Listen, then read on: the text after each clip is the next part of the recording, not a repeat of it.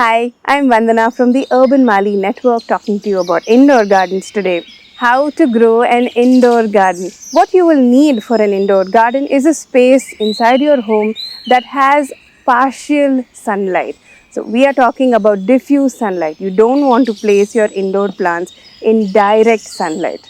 Once you've chosen your spot, you will need a container with good enough drainage. Put your plant media, which includes soil, some amount of manure and cocoa peat into this container and plant your plant.